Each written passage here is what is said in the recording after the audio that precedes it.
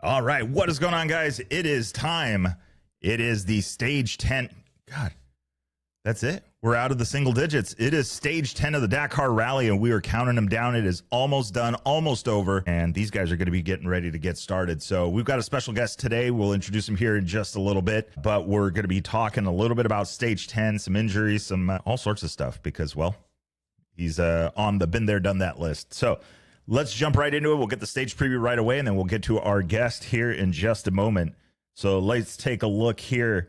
Long day today for these guys. 520 kilometers just to go racing. 370-ish miles of commuting to work. It's a 370-mile commute. And only to put in about 116, so roughly about 70 miles worth of stage today. But that's 70 miles of stage. We'll get the graphic up on the screen here so you guys can see it. Talk a little bit about how this is going to break down. For 116 kilometers, what are you going to do? It's got to be really bad. So we'll talk a little bit about that here in just a second. So let's take a look. Stage breakdown, we already know. Road section A, 520 kilometers for them to get out to their special stage or their selective section. 116 kilometers of that. But luckily, they took it easy on them. There is no liaison on the backside of today's stage. So that means they're going to be finishing exactly where we're going to be staying the night, which after that first stint, I'm pretty sure they're happy about that. So taking a look, let's get down on the stage breakdown. If you guys are looking at this on YouTube or on the Spotify video podcast, right in the center up top, they're going from Harad to Shibuya. I always have difficulty pronouncing the names, but I'll get it right eventually. 5% sand, but yet 95% dunes. That is why it's 116 kilometers. 95% of that is going to be in the dunes, headed into that empty quarter section.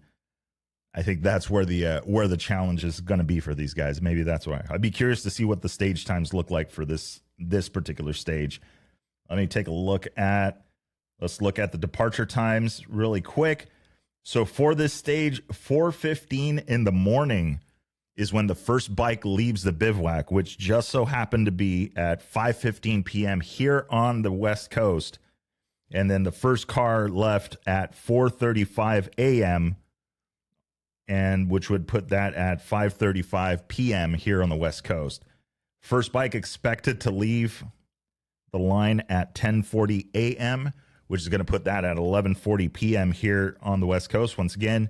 And then the vehicles will leave the line at 11 a.m., which will be midnight here for us. So very, very long day if these guys are leaving at 4:30 in the morning or 4:15 in the morning, and they're going to take their stage start right at about 10:40. So very, very, very long day. It has been a lot of long days. It has been obviously, it's been a very massive journey. It's been rough. It's been fast. But now we're getting to the stuff that I think is going to slow some people down. So let's take a look here. You see the map. Let's jump over, and we're going to introduce our guest today, Mr. David Pearson of the American Rally Originals and a few other associations, affiliations, and such. David, you there? I think I'm here. Can you hear me all right? Yeah, we can hear you. Dude. I just still can't get over 520 kilometers. I know. I was looking at the stage layout and I'm like, holy crap. I mean, I don't know who wants to get on their dirt bike and hop on the pavement for K, you know? No. 322 miles to be exact. Yeah. That's when we pull out the little balloon that sits on the back of the seat so you can sit on you'll see people with pillows. I had a blow-up Airhawk, seat that would go on there for those long liaisons. But I was watching video with Jordan Reed and showing the guy, with one cheek on the seat, talking about monkey butt, So, yeah. God, I can't imagine that. And so, this is how realistically, like how big of an impact? Because I think this may actually be the longest liaison yet in a single stint for this year's rally so far. Like this late in the game, what is that even, what is that like? Well, first of all, let's go rewind just a little bit. Your participation in the Dakar Rally. Tell us a 2023. little bit. 2023. Yeah. Tell We, us a little bit. the American Rally. So we discovered that thanks to Kyle McCoy and some of his history and a little bit of his historian attitude, we found out that, in 45 years of the Dakar, no American had ever finished in the malle moto or the unassisted class, right? So we took 5 guys there, managed to qualify and entered the malle moto class with the sole purpose of getting somebody across the finish line, and, I know you've documented the story, and we all expected to finish, right? We all got there with hopes and dreams and plans, and Kyle crashed out on stage 4. I crashed out day 6. Paul Neff had a really serious one, caused helicopter and private plane home, and our buddy Mo made it happen, right? So we got the job done. We just didn't think it would take 4 of the 5 of us out to make it happen. So it was grueling, and I look at this year and I'm like, man, I thought what I did was grueling, and then you see some of what happened this year, and they have added to that. It's been a grueling year for most of the guys this year. They're already, I think, 5+% attrition rate, and I expect we'll see a few more drop out over the next couple of days. And if it's not 30-40% of the people don't finish this event, I'll be surprised. Yeah. It's it really seems like it's kind of ramped up.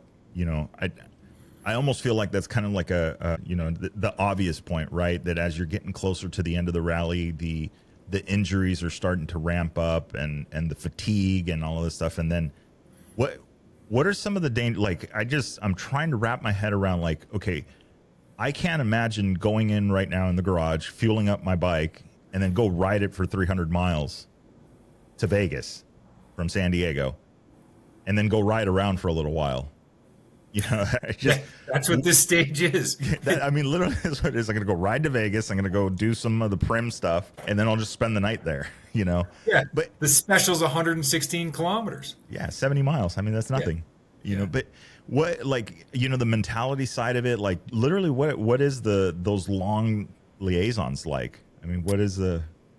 Well, we start off by all bitching about it inside the pits and the bivouac. Let's be honest. Yeah, let's right? get that out of the way. Holy shit, we got to do this, and so you get these results shortly after you finish the stage, and you have literally a very short period of time before you hit the bed to know what you're getting into the next day, and so you got to wrap your head around it, and then you got to prepare, right? And I've been watching some of Willem's adventures coming through this, and he's come in through the sand and the dunes at dark multiple nights, right? And so he knows what this is like in the big picture. And so, you start to figure out how to get prepared, right? Like, how am I going to roll 500 kilometers, right? That's, like I never had paid music service till before I went to the Dakar, right? Like I bought a YouTube music account, I had 400 songs downloaded on my phone. I knew if I was going to go ripping 300-400 kilometers on the pavement, I needed to, right? Because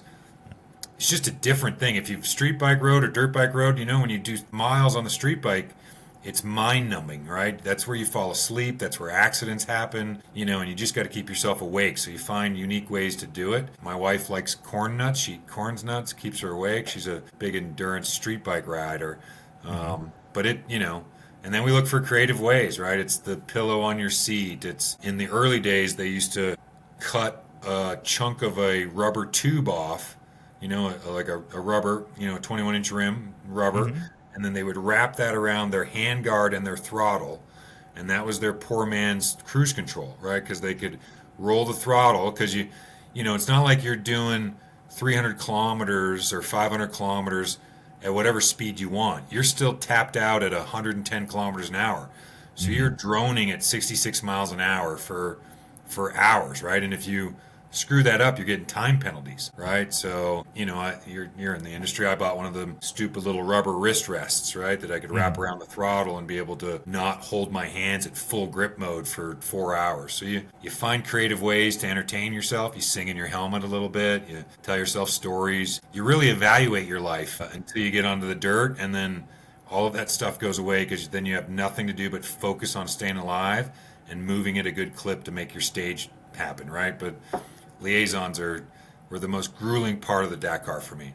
I'll take you with me in the dirt for 12 hours, but don't give me 6 hours of pavement and 6 hours of dirt, right? Yeah. It's just it's crazy. Or or I hate to say it, but give me 6 hours of pavement and then about 45 minutes worth of dirt. I don't know. Well, of sand dunes. I don't know how long it's going to take them to clear the 70 miles of this stage. But I just looked at my cheat sheet, and just to confirm that the liaison, these guys are literally, they're on it right now. Yeah. The liaison that they are on is the longest of the 2025 Dakar Rally by 100 miles. So, man. So I've been meaning to ask you, Victor, why do you do the kilometers to miles conversion? Is it just to keep the American side happy? Do you think we can't do the math, or? I think they can, I think we could do the math. I think I've done it less this year than I have in previous years. But yeah, I think to some people, they don't do the math quickly in their head. I try and do it, every 100K is 62 miles. But yeah, just trying to bring a broader audience. I grew up in Canada, so I'm kind of used to kilometers. Then I got, mile per hour integrated when I came to the States. And then before I did the Dakar, I switched all my cars to kilometers. And so I could just get back into the kilometer concept of life, because it's clearly how they operate. I hear you, you can do the 0.6 math all the time, but I don't know. It's part of the Dakar. It's built into the design of their road books and their routes, that they make these liaisons with intention of just putting you into that grueling moment, right? And if you take it back to the Paris to Dakar equation, there was a lot of that, right? They were all operating on 1000cc, BMWs and the KTMs, and so much of that ride was grueling, open dirt, open pavement running. So they keep trying to bring some of that nostalgia back into the game, I guess. Sometimes I want to talk to David and ask him what the hell he's thinking. Well, yeah, I'm a fan of the 48-hour chrono stage. I think that is a tip of the hat to the Dakar of old. Obviously the marathon stage as well. I think that's also kind of a tip of the hat to that. But this just popped in my head is back in the day, 1000cc bikes. Obviously they're going to cruise on the highway. A 1000cc bike will do 66 miles an hour much easier than a 450 will. But the question and the thing is the injury aspect of it, right? You finish a liaison this length, and I can only imagine that you're annoyed, that you're burnt, that you're, it's like, okay, and now somehow you have to muster up that mental energy to switch gears, right? You mentioned switching gears from kilometers to miles or miles to kilometers, but that mentality of the switching of the gears. Do you think it's dangerous to have liaisons this long?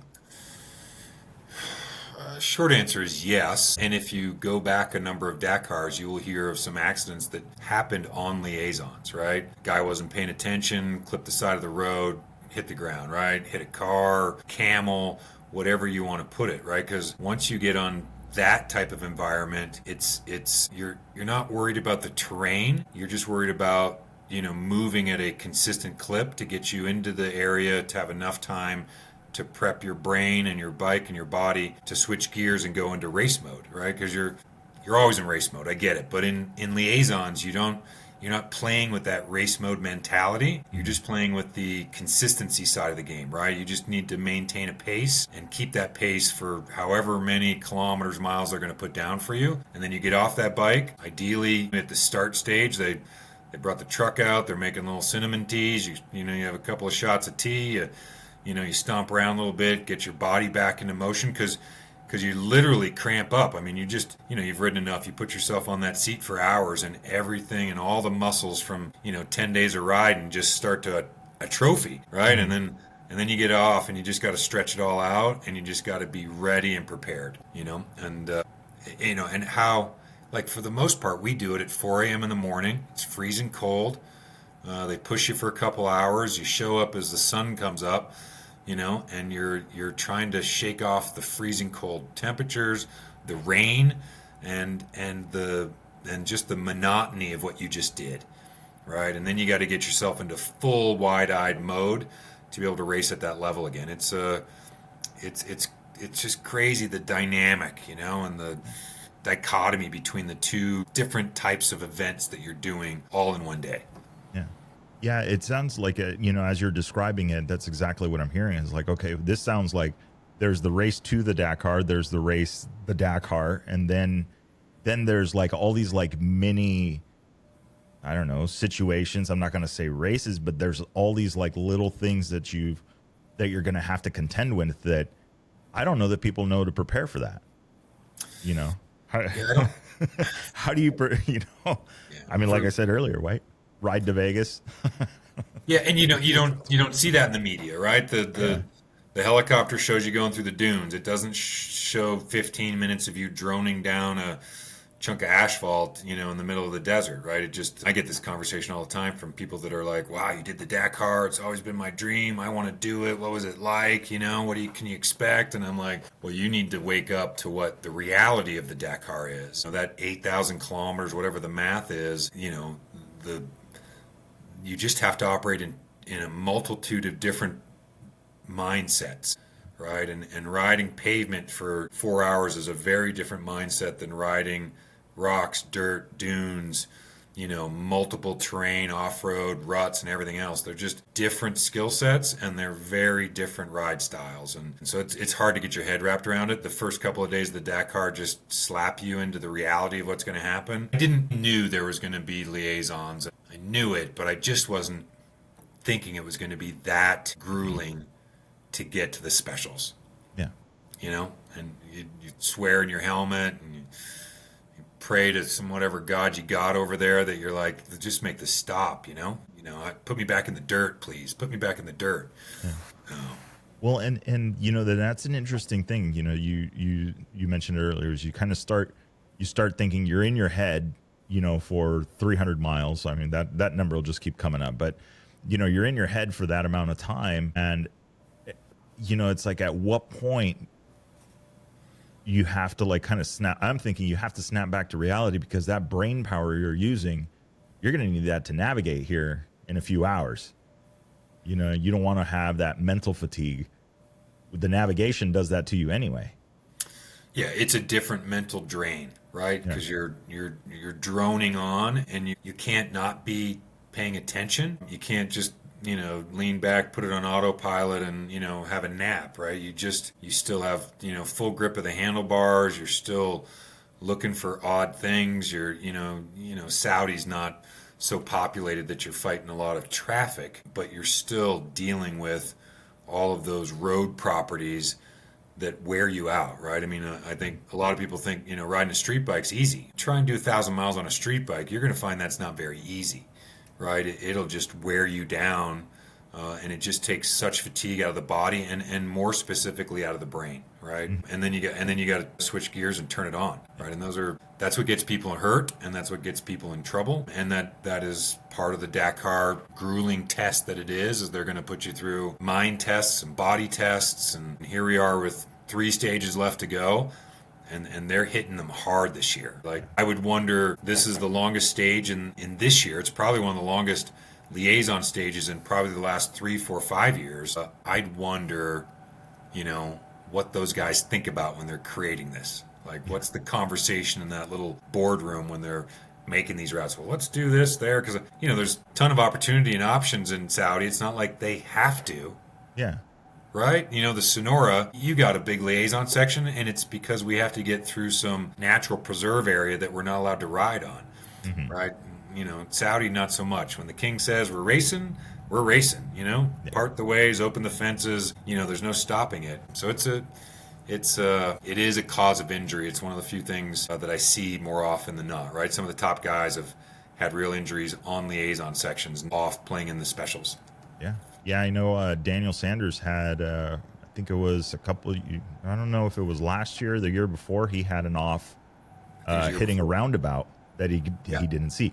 The bikes aren't set up to, I mean, they're like, I don't know. I mean, you might as well just strap a flashlight. I mean, they have higher powered lights on them, but they're not necessarily meant to be riding around at night. I don't know. He said he didn't see it and, maybe coming in a little bit fast. Obviously not a street tire. Yeah, I came in, I think it was stage 4 and 23. The stage got cut for rain, right? So they stopped us at a checkpoint, and then they moved us onto the road to get us back into Riyadh, right? So freezing cold, sideways rain, right? We had a not a chase truck, but we had a lead vehicle that was escorting us back into the bivouac. And at one point the guy pulled over because he could see that most of the guys in our, I don't know, I was probably riding with 12, 15 guys, and some of those guys were in full motocross gear, and they were freezing.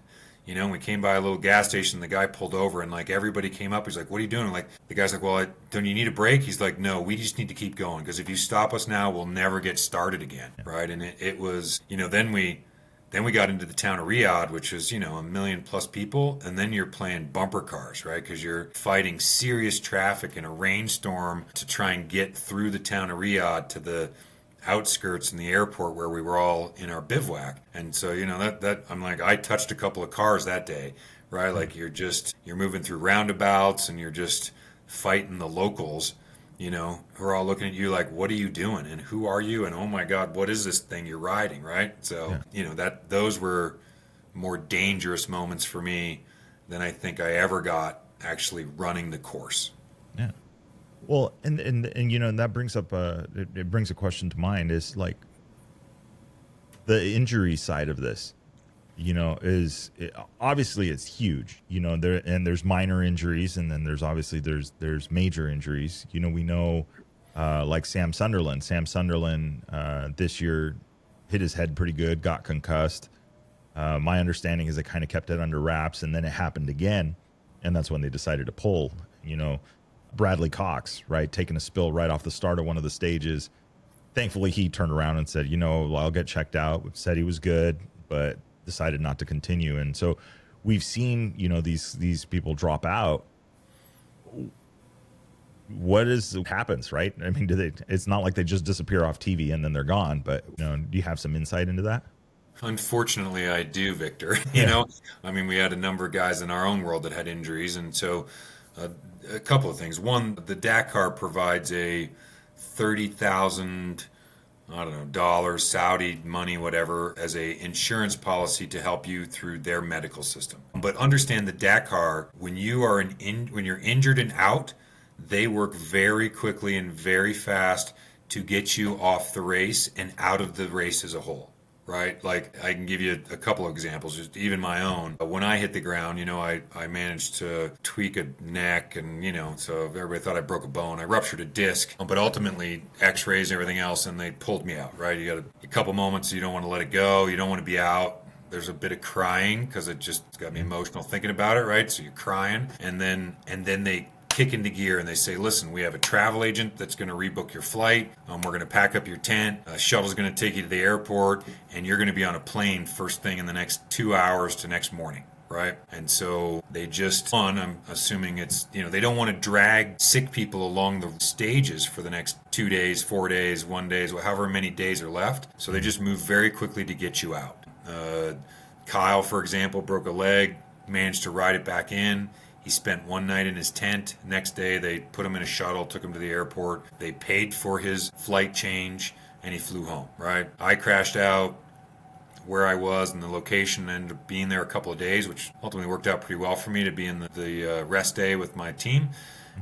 But they paid $5 or $6 grand to get me on a business class flight out of the country and back into my home country. Paul Neff, our most serious accident, he just did a cool little recap with MedJet, one of the companies we employed for this emergency. But, he crashed on a bad day with a bunch of crashes, ended up helicoptered to a military hospital. The care there was rough, to say the least, and we activated his MedJet membership. And because he had broken so many bones, he was on a stretcher, and so MedJet showed up with a pilot and a nurse and put him in a private plane in a stretcher and hopped him 4 countries back to the United States to get him to the hospital in the United States for surgeries and care, right? But so the Dakar has a whole team that's responsible for dealing with those that crash out and cannot continue the race. And their primary mission is to get you out of the race org and out of the back home, wherever home is for you, as quickly as they can. So, I'm sure there's money and logistics involved. I'm sure they don't plan for the same number of meals on day 1 as they do on day 14. They just know there's going to be a certain level of attrition. So the goal is to just get you off the course, out of the race, and on your way back home as soon as they can. Yeah. Yeah, and that it's crazy to see, again, it's the stuff like you mentioned earlier. It's not the stuff that you see in the media, right? Somebody gets injured and they don't follow them all the way to the airport. You don't really hear that story. I've heard that they even will go so far as to have like a companion fly back with you if need be. Have you heard that, or is it just We didn't. Yes, I've heard it. It wasn't part of the guys that we ended up shipping home, but I believe that was part of the function for them. That whole team will do that. I was fortunate enough. I got guys that helped me collect my gear and my stuff and my tents and all my stuff. And took me to a hotel. I ended up spending 2 nights in a hotel before my flights actually got booked and rolling. But I'm pretty sure if need be, they would have put somebody on a plane to escort me back home. I was fortunate enough I was still walking under my own control, so I could get on a regular plane. And other than they, moved me into the business class that actually got me a bed to fly home in, I thank God they did that, because it would have been a grueling 15, 17 hour flight to get back from Saudi back here to the States. So, Kyle had a really good experience. I had a very good experience with the ASO organization. If you talk to Paul Neff, he did not have as good an experience. Part of that was they were overwhelmed. They had 7 injuries that day. There were 7 people in the hospital, so they had stretched their resources pretty thin, trying to figure out who to do what with first. Paul was pretty injured, but there were other guys there that were equally, if not more, and so it was a tough balance for that. I remember chatting with his wife and some of those things and just trying to work through some of the logistics. I was already, I went from racing to 2.5 days later sitting on the couch watching the YouTube recaps and listening to your podcast going, what the hell happened, Yeah. Like, Wait a minute. Yeah. I was just there. Yeah, So, again, you go back. It's just an emotionally tough time for most of us, because most of us have the racing spirit. You didn't get there without the spirit. And that spirit means get the hell up and keep going. And so it's just real emotional to pull yourself out, or even to have the organization tap you out, right? Yeah. And to their credit, they try very hard not to tap you out, right? You break a finger, they'll tape it together. They're happy to stitch you up. They had a full medical, MASH like hospital. They could do X-rays and a bunch of things. So they were fairly well equipped to deal with that. But it is a process for them for sure. Yeah, they have. I mean, it's just crazy. Like I mentioned it a few times, working at Sonora Rally when it was a W2RC round, and working hand in hand with these guys, and just hearing the stories, like that, of the staffing and the amount of helicopters, the one guy that I was working with that was doing the tracking for the not the nationals, but the FIM classes, talking about a 2-day wait list. We're often we're 2 days behind on getting assets out of the desert, assets being competitor vehicles, motorcycles, things like that. They end up on a separate list, and it's crazy the size of the operation. But like what you just shared, I don't see that on NBC. I don't see that on any of the podcasts or any of the stuff, talking about the very real side of it. Yeah, nobody, we don't want to talk about it, right? We know what we do is risky. And, I've broken a fair amount of bones. I think I'm close to 40 in my life. I've, just from street bikes and dirt bikes. And, so I've been in the hospital a few times, and I find I have 2 classes of friends. When I hit the hospital, I have a certain number of them that will come and visit me and show up. And I have a group of my friends that are like, I'm not coming near that hospital, right? I'm not, they're done talking to me for a little while because it's just so close to home for them that they know at any time that could be them, right? And so we all know what we do is super risky and death-defying in a lot of ways. And so, sometimes the ignorance is bliss, right? You just don't want to talk about it. And so that's usually what ends up happening. It doesn't do good for advertisers and NBC media and all that stuff to show, we all love to see a good crash. We just don't want to see the aftermath of it. Right, and that is a piece of what this race is about for sure. And so, I get that it is a backdoor thing that happens, right? It's off camera. It's not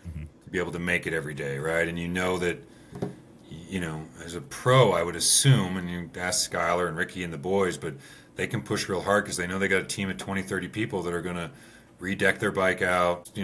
Somebody's going to give them a massage, they're going to feed them, you're going to be sleeping, and, you're back at it. And then, I watch Willem and I'm like, man, go, dude, go, right? And like he is fighting ruts and sand dunes at 11 o'clock at night, and and so that's about survival. It's just you're in a different frame of mind depending on what class you're in and what your abilities are, right? And you take, like, I've been watching Jacob, and Jacob Argybright's been doing a great job. He's got the skill set to do it, and he's just been making it work. I don't even know if there is an American in the Malle Moto class this year. I don't think there is. I did a rundown, and I don't recall seeing anyone there. Yeah, it's not normally. We were so fortunate that we didn't think that they would allow 5 Americans into that class, which only traditionally has 25, 26 people. So it's different classes, different things. But yeah, accidents, it is what it is. I came away impressed with ASO's ability to help those that have an accident and move them through the race organization and get them home quickly, right? And they did a great job with me. I'm pretty sure Kyle would say the same thing. And, so I think they do a pretty good job in that world as a whole. There's always problems and issues, but they at least have pre-planned it and prepared for it. It's disaster planning, right? So you got to be ready for that to happen. Yeah. Yeah, and like as we learned, it could be several hundred kilometers into a stage, or it could be within 50 meters of the start. So you never know. So that's crazy. I wonder how many helicopters. I don't know why I always wonder how many helicopters these guys are running. I've heard, I think last year was something like 8 or 10 helicopters that they had. It was a whole fleet of them running around. So it's I certainly can remember 4 or 5 at any given time. And my brother Jim was one of the few guys that he didn't crash or injure, right? He blew a motor, bought a new one, installed it, left on stage 12, blew that motor. Then, the helicopter came by. He flagged the guy down, managed to get in the helicopter. Then he managed to talk the pilot into going back, hooking his bike up on the cable and bringing it back to the pit, right? He had video of the helicopter dropping the thing on the wheels in the kickstand, never even fell over, snapped the chain, went off on his merry way, right? Like, we're all like, Jim, how'd you talk the pilot into going back and getting your bike, right? Because normally the chase trucks and some of the big rigs will go pick up the vehicles along the way, and so we were all quite impressed. My brother was able to grease the helicopter guy to get him and the bike out, as compared to him sitting there for 2, 6, 8 hours, right? I saw a clip of one of the car guys that had crashed and clearly broke the car past its point of drivability, and then they're sitting there with their ping pong paddles they clearly had brought with them, and they're playing ping pong over the car while they're just, because they, you could be there for 20 minutes or 6, 8 hours, right? I think we're past the point that you're going to spend the night in the dunes waiting for somebody to come recover you, but you're still going to spend a bunch of time twiddling your thumbs and, waiting for somebody to show up and get you out of there. Yeah, it's I can only imagine. Again, with the size of the organization and the size of the sheer number of competitors, in any given thing, they have to prioritize. So, it's no wonder that there's an attendance list that sometimes stretches into the following day. The things they got to get out of the desert. Yeah.